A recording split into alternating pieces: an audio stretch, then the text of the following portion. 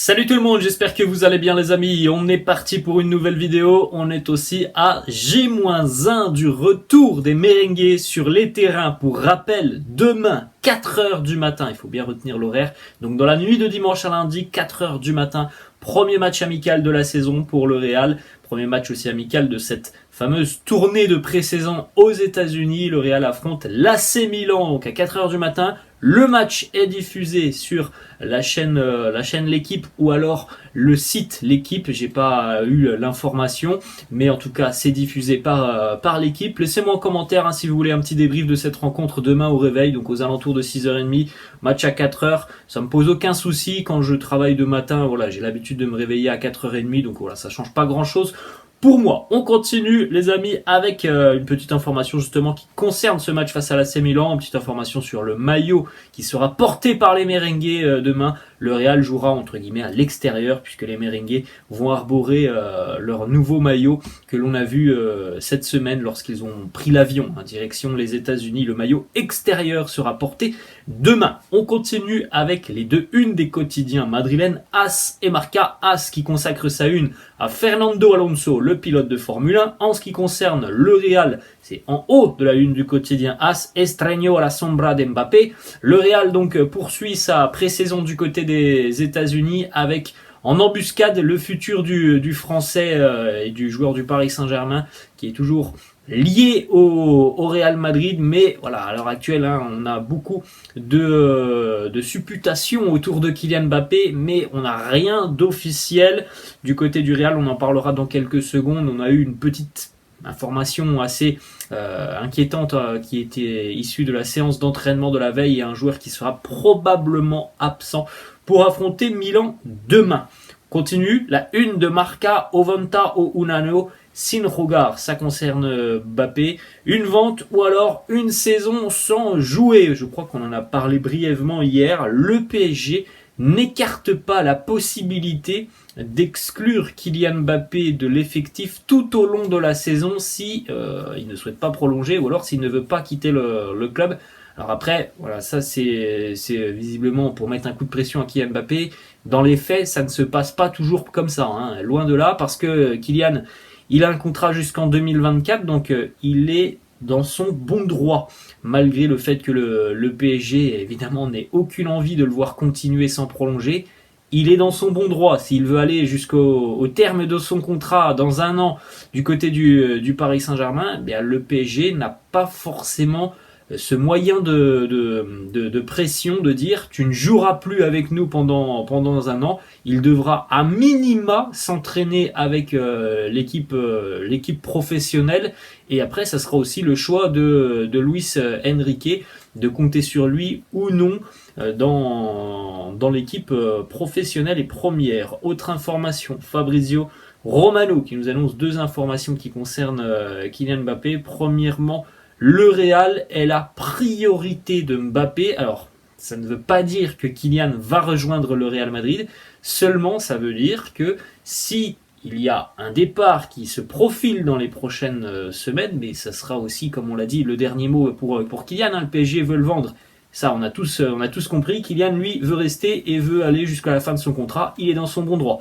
Bref, si les deux réussissent à se mettre d'accord sur évidemment des parties qui concernent surtout l'aspect financier, la priorité de Mbappé est de rejoindre le Real Madrid. Il n'y a visiblement aucun autre club qui permettrait à Mbappé de réaliser son rêve. Son rêve, c'est le Real Madrid. Autre information de Fabrizio Romano, il y a déjà un club en Arabie Saoudite, et visiblement on sait de qui il s'agit, c'est Al Hilal, qui serait très intéressé par Mbappé, et le club d'Al Hilal serait même prêt à offrir une saison tout simplement à Kylian Mbappé, un an de contrat pour le laisser rejoindre le Real Madrid en 2024. Donc là, voilà, grossièrement, c'est ce que je pense demande le PSG.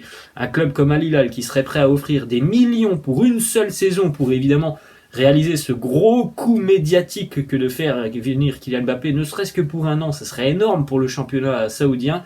Ça serait parfait pour le PSG parce qu'à Hilal, évidemment, il y a beaucoup d'argent et en plus de ça, il pourrait d'ores et déjà inclure une clause pour en gros ne pas la faire à l'envers à Kylian Mbappé, pour qu'il puisse quitter le club dès l'année prochaine et rejoindre le Real. Les amis, ça c'est sur le papier, je pense que c'est pas forcément l'ambition et l'intention du joueur français que de rejoindre le championnat saoudien.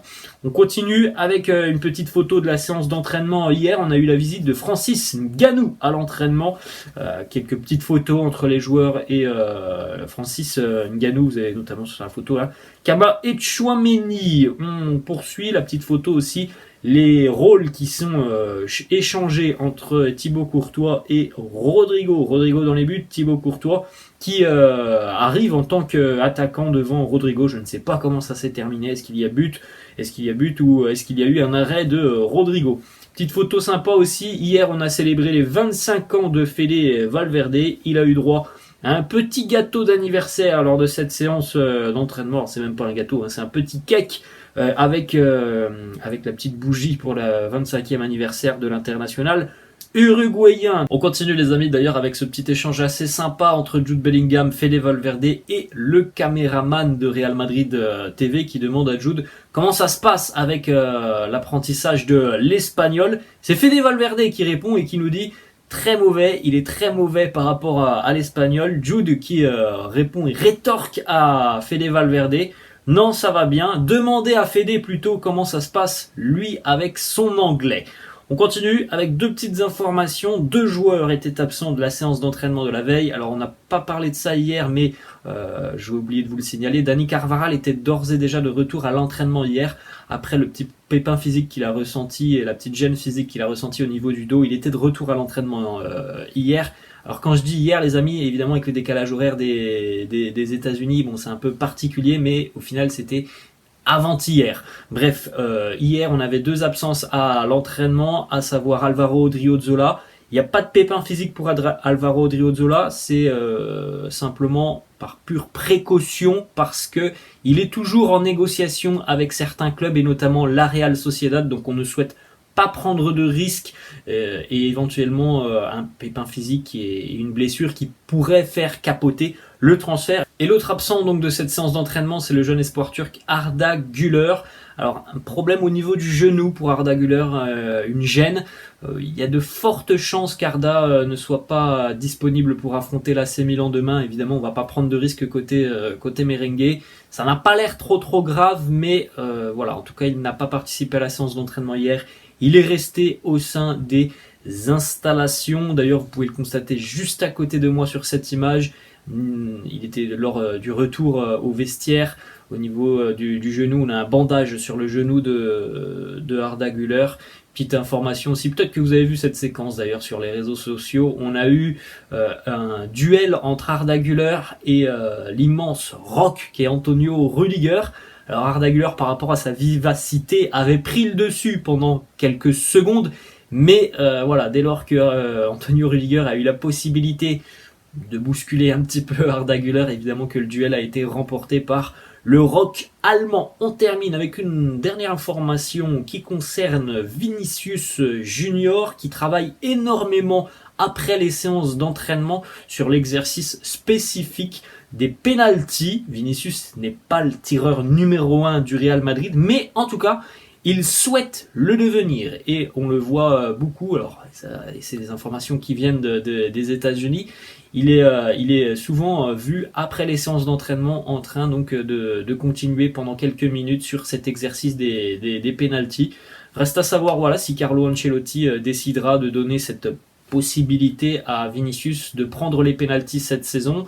Évidemment que ça booste encore un peu plus les statistiques en général, hein, les pénaltys. Karim a été un tireur de pénalty pendant de nombreuses années et évidemment que ça permet de booster un peu ou voire même beaucoup les statistiques. Mais on a aussi d'autres tireurs hein, qui sont des spécialistes de l'exercice. Rodrigo par exemple hein, est un très bon tireur de penalty, donc voilà, ça sera la décision finale de Carlo Ancelotti, mais en tout cas c'est bon à savoir, Vinicius lui souhaite devenir le tireur attitré, ou en tout cas avoir un rôle un petit peu plus important dans cette hiérarchie des tireurs de penalty. Voilà les amis, la fin de cette vidéo, j'espère que ça vous a plu. N'hésitez pas, comme d'habitude, à lâcher un petit pouce bleu. N'hésitez pas non plus à vous abonner à la chaîne.